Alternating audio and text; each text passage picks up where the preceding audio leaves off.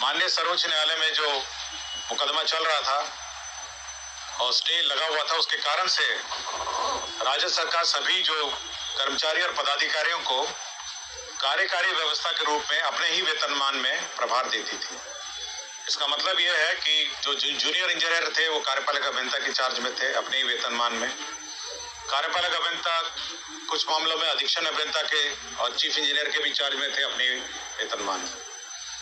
इसी प्रकार सहायक प्रशाखा पदाधिकारी के चार्ज में थे। तो जो सभी संबंधित हमारे पदाधिकारी और कर्मचारी हैं, जैसे डिप्टी कलेक्टर में देखा जाए तो जिनको ज्वाइंट सेक्रेटरी में होना था वो ज्वाइंट सेक्रेटरी के प्रभार में तो हैं, किंतु डिप्टी सेक्रेटरी का वेतन लेते थे। तो राज्य सरकार ने निर्णय लिया है कि एक नियमावली गठन की गई और इस पर मंत्रिपरिषद में स्वीकृति दिया गया। अब ये निर्णय लिया गया कि अब उच्चतर पद धारक लोक सेवक को उच्चतर पद का वेतनमान और सभी सुविधाएं दी जाएंगी।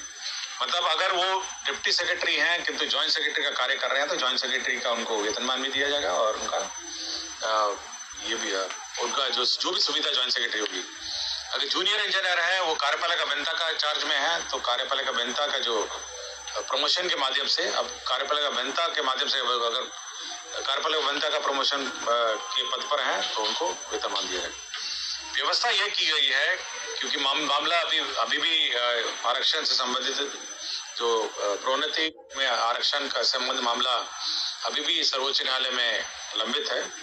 उसके आलोक में उसको ध्यान में रखते हुए राज्य सरकार ने जो सारे पद हैं उसमें से 16 और 1% जो अनुसूचित जाति और जनजाति के जो पद हैं उसको अलग पहले कर ले गया जाएगा। इसका मतलब है कि अगर 100 पद हैं, 100 पद किसी वर्ग में है तो 16 पद उसमें से हटा लिए जाएंगे और 1 पद अनुसूचित 16% अनुसूचित जाति का और 1% अनुसूचित जनजाति का, जो 17 पद हैं उसको पहले हटा लिए जाएंगे। मतलब कि आपका 83 पद बच जाते हैं।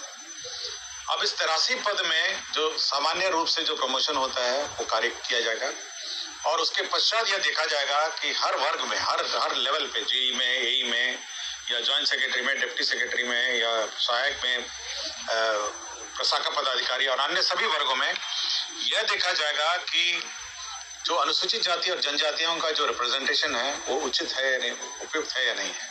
मतलब कि जब आप जनरली उसको आप प्रमोट करेंगे तो यह संभावना बन सकती है कि कुछ अनुसूचित जाति और जनजाति का रिप्रेजेंटेशन उच्चतर पद में कम हो जाए तो उतना वेकेंट रखा जाएगा। मतलब कि 83 जो पद हैं, 83 पद में से जब आप प्रमोट करेंगे तो उसका 16% आपका अनुसूचित जाति का रिप्रेजेंटेशन होना चाहिए और 1% अनुसूचित जाति का होना चाहिए। मैंने 100 में से पहले आपने 16 हटा दिया अनुसूचित जाति जनजाति का रिजर्व अनुसूचित जाति का और 1 आपने हटा दिया अनुसूचित जनजाति का, तो 17 तो पहले आपने हटा दिया।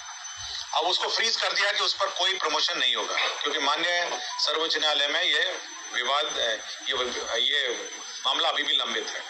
तो बच गए आपके 83 पद। नहीं, आप पहले 100 पद जैसे किसी में, जैसे जब आपका एग्जीक्यूटिव इंजीनियर का ले लीजिए या तो 100 पद है, 100 पद में पहले आप 16 और 1 आप पहले हटा लेंगे, 17 हट गए तो बच गए आपके 83 पद में। अब आप सामान्य रूप से इसको प्रमोट करेंगे, पूरी एक सीनियरिटी लिस्ट बनाएंगे सभी का। अगर आपको एग्जीक्यूटिव इंजीनियर में करना होगा तो असिस्टेंट इंजीनियर की एक लिस्ट बनेगी, तो असिस्टेंट इंजीनियर की लिस्ट में सीधा एक बार प्रमोट करेंगे आप सभी को, मतलब सामान्य रूप से सीनियरिटी बेस के हिसाब से। लेकिन यह संभावना है कि क्योंकि अनुसूचित जाति जनजाति अपने अलग अलग जगह पे है सीनियरिटी की लिस्ट में, वो कहीं हो सकता है कि वो जब फाइनली 83 में जब प्रमोशन होगा तो हो सकता है वो 16 और 1 में, और मतलब 16% इस 83 का 16% और 83 का 1% भरे नहीं होंगे। तो यदि नहीं भरते हैं तो उसको खाली रखा जाएगा और उसके बारे में बाद में निर्णय लिया जाएगा। अब बिल्कुल क्लियर हो गया, मैं इसमें कोई डाउट नहीं है। पहले फॉर्मूला